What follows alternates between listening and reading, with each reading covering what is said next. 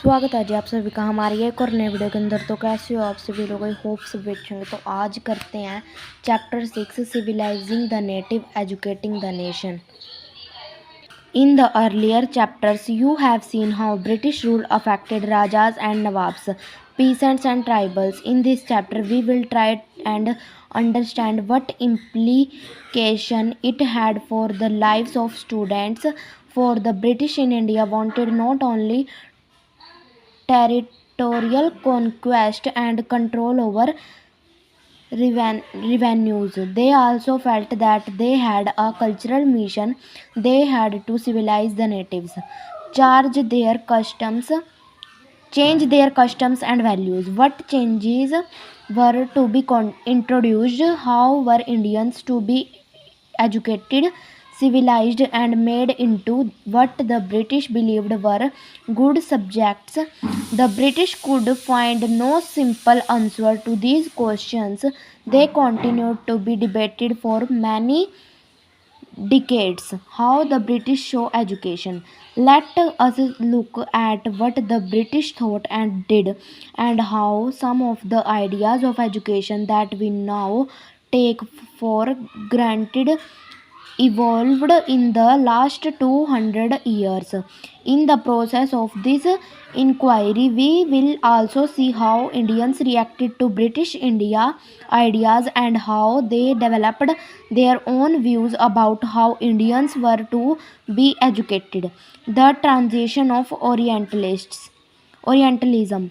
In 1783, a person named William Jones arrived in Calcutta. He had an appointment as a junior judge at the Supreme Court that the company had set up. In addition to being an expert in law, Jones was a linguist. He had studied Greek and Latin at Oxford, knew French and English, had picked up Arabic from a friend, and had also learnt Persian at Calcutta. He began spending many hours a day with Pandits who taught him the subtleties of Sanskrit language, grammar, and poetry. Soon he was studying ancient Indian texts on law, philosophy, religion, politics, morality, arithmetic, medicine, and the other sciences. Jones discovered that his interests were shared by many British officials living in Calcutta at the time. Englishmen like Henry Thomas Collybroke and Nathaniel Held were also busy discovering the ancient Indian heritage, mastering Indian languages, and translating Sanskrit and Persian works into English. Together with them, Jones set up the Asiatic Society of Bengal and started a journal called Asiatic Researches. Jones and Collybroke came to represent a particular attitude towards India. They shared a deep respect for ancient cultures, both of India and the West. Indian civilization, uh, they felt had attained its glory in the ancient past but had subsequently declined. In order to understand India, it was necessary to discover the sacred and legal texts that were produced in the ancient period. For only those texts could reveal the ideas and laws of Hindu and Muslim, and only a new study of these texts could form the basis of future development in India. So Jones and Collybroke went about discovering ancient texts, understanding their meaning, translating them, and making their finding known to others. This project, they believed, would not only help the British learn from Indian culture, but it would also help Indians rediscover their own heritage and understand the lost glories of their past. In this process, the British would become the guardians of Indian culture as well as its masters. Influenced by such ideas, many company officials argued that the British ought to promote Indian rather than Western learning. They felt that institutions should be set up to encourage the study of ancient Indian text and teach Sanskrit and Persian literature and poverty.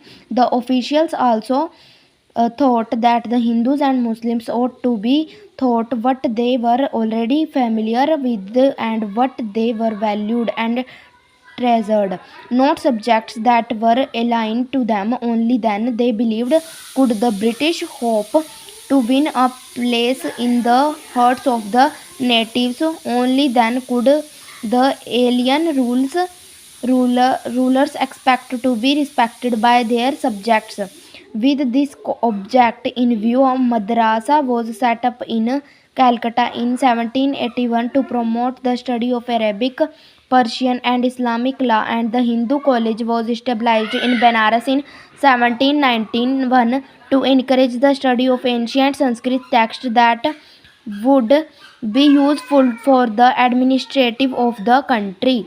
Not all officials shared these views. Many were very strong in their criticism of the Orientalists' grave error of the East. From the early 19th century, many British officials began to criticize the Orientalist vision of learning.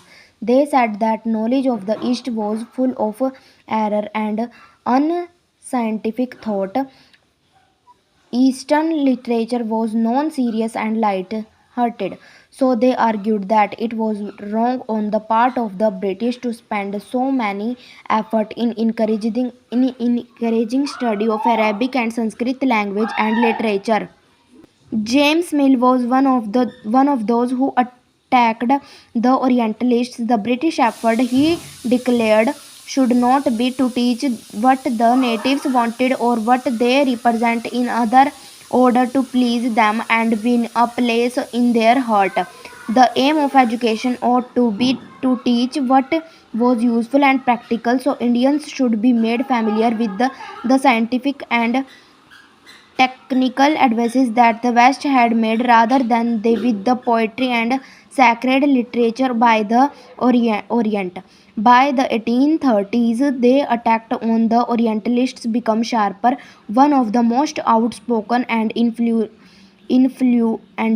of such critics of the time was Thomas Babington Macaulay. He saw India as an uncivilized country that needed to be civilized. No branch of Eastern knowledge, according to him, could be compared to what England had produced. Who could deny, declared Macaulay, that a single shelf of a good European liberty was worth the whole native literature of India and Arabia. He urged that the British government in India stop wasting public money in promoting Oriental learning, for it was of no practical use. With great energy and passion, Macaulay emphasized the need to teach the English language. He felt that knowledge of English would allow Indians to read some of the finest literature of the world. It would make them aware of the developments in Western science and philosophy. Teaching of English could thus be a way of civilizing people, changing their tastes, values, and culture. Following Macaulay's minute, the English Education Act of 1835 was introduced. The decision was to make English the medium of instruction for higher education and to stop the promotion of Oriental institutions like the Calcutta Madras and Benares Sanskrit College. These institutions were seen as temple of darkness that were falling on themselves into decay. English textbooks now began to be produced for school education, for commerce, business के लिए. In 1854, the Court of Directors of the East India Company in London sent an educational dispatch to the Governor General in India, issued by Charles Wood, the president of the board of control of the company. It has come to be known as Wood's Dispatch, outlining the educational policy that was to be followed in India. It emphasized once again the practical benefits of the system of European learning as opposed to Oriental learning. One of the practical uses the dispatch pointed to was economic European learning. It said would enable Indians to recognize the advantages that follow from the expansion of the trade and commerce and make them see the importance of developing the resource of the country. Introducing them to European ways of life would change their tastes and desires and create a demand for British goods.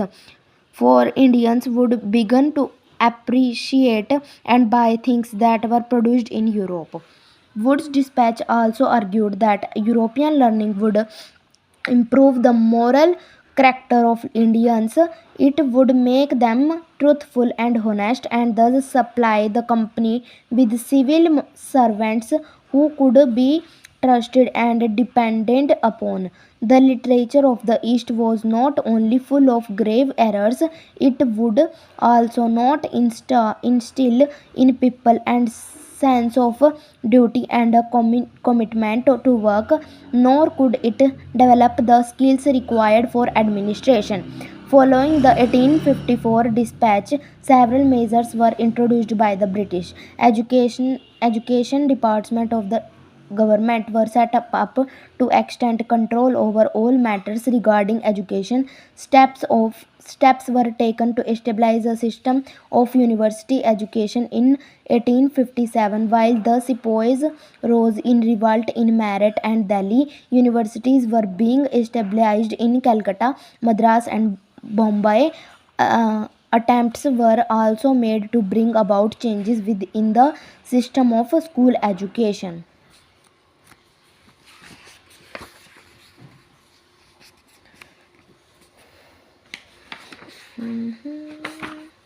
What happened to the local schools? Do you have any idea of how children were taught in pre British times? Have you ever wondered whether they went to schools, and if there were schools, what happened to these under British rule? यहाँ से the report of William Adam से कल की video में करते हैं। तो यहाँ तक हमने कर लिया, यहाँ तक ये भी पढ़ लेते हैं, the demand for moral education. इसको पढ़ के फिर वीडियो को ख़त्म कर देंगे। ये हमने पढ़ लिया तो कल यहाँ से स्टार्ट कर देंगे। तो the demand for moral education. The argument for practical education was strongly criticized by the Christian missionaries in India in the 19th century. The missionaries felt that education should attempt to improve the moral character of the people, and morality could be improved only through Christian education. Until 1813, the East Indian Company was opposed to missionary activities in India. It feared that missionary activity would provoke reaction amongst the local population and would provoke reaction amongst the local population and make them suspicious of British presence in India. Unable to establish an institution within British controlled territories, these missionaries set up a mission to Serampore in an area under the control of the Danish East India Company. A printing press was set up in 1800 and a college established in 1818. Over the 19th century, missionary schools were set up all over India after 87. However, the British government in India was reluctant to directly support missionary education. There was a feeling that any strong attack on local customs, practices, beliefs, and religious ideas might enrage native opinion.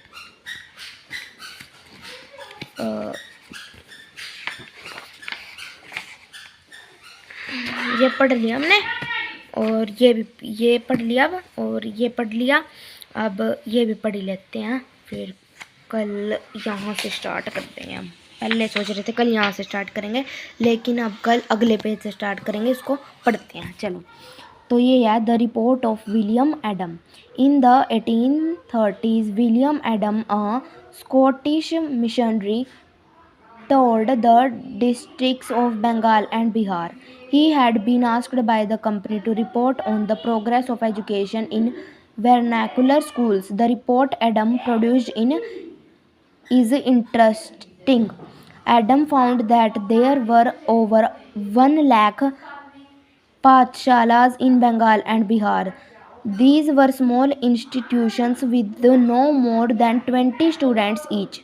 But the total number of children being taught in these pathshalas was considerable, over 20 lakh. These institutions were set up by wealthy people or a local community. At times, they were started by a teacher guru. The system of education was flexible. Few things that you associate with school today was present in the pathshalas at the time. These were no fixed fees, no printed books, no separate school building, no benches or chairs, no blackboard, no system of separate classes, no roll call registers, no annual examinations, and no regular timetable. In some places, classes were held under a banana tree. In other places, in the corner of the village shop or temple, or at the guru home. Fee dependent on the income of parents. The rich had to pay more than the poor. Teaching was oral, and the guru decided what to teach.